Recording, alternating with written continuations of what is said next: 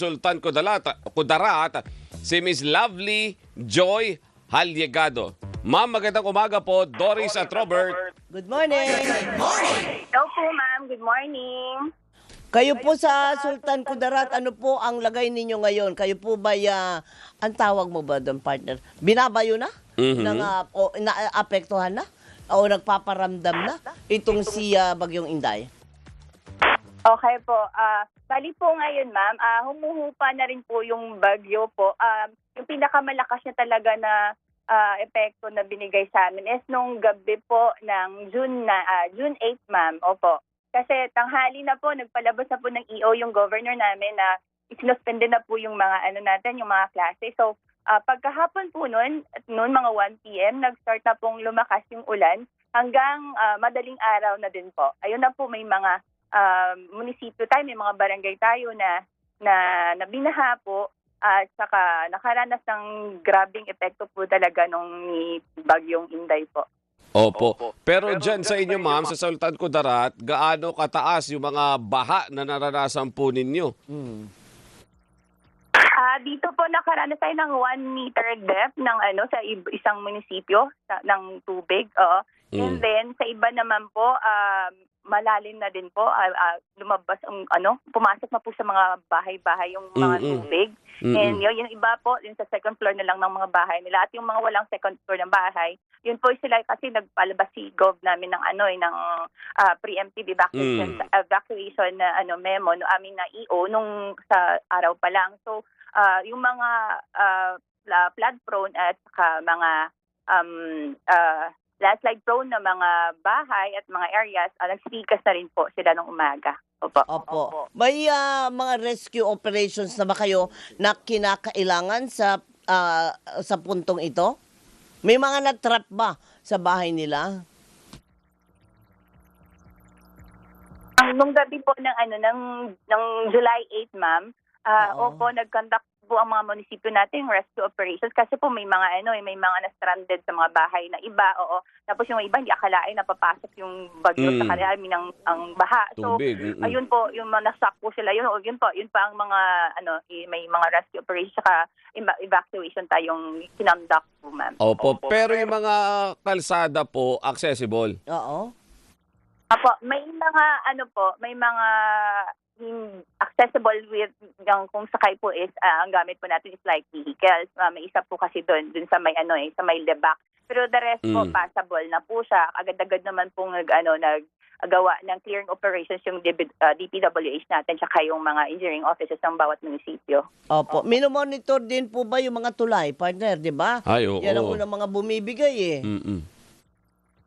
Minomonitor po natin every now and then nag-ask po tayo ng updates about sa mga tulay. So far po, ma'am, dito sa Sultan Kudarat, sa awan ng Diyos, wala po mga tulay na nasira or naging apektado. Yung pong level ng ilog ninyo dyan, bumababa na po ba? Nagsasubside na talaga tuloy-tuloy?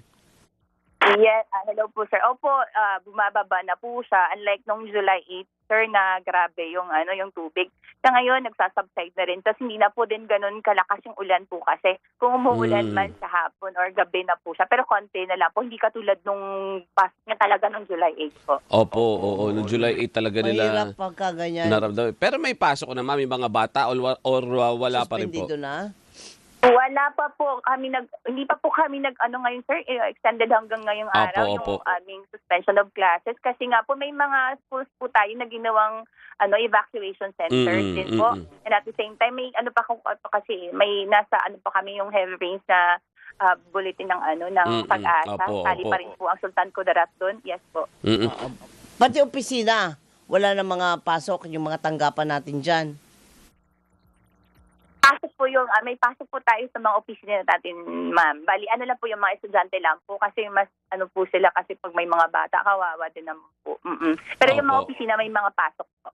Ayun. Pero ma'am, dahil dito sa nangyaring pagbaha na ito, nabigyan naman ng assistance. Ano yung assistance na naibigay doon sa mga pamilyang naapektuhan? At may mga kabuhayan ba na nasira dyan? Sabihin natin mga pananim o kung may mga fish pond dyan na nasira dahil po dito sa pagbaha?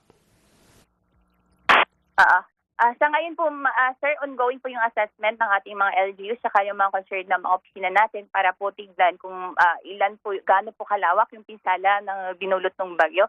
Opo, may mga apektado po talaga. May mga farmlands po tayo na napasukan ng tubig kasi maggrabe po yung baha. And then, bali sa, ayun po, yes po. Wala na, teka lang. Opo. Ano po ang pangunahing produkto ng Sultan Kudarat?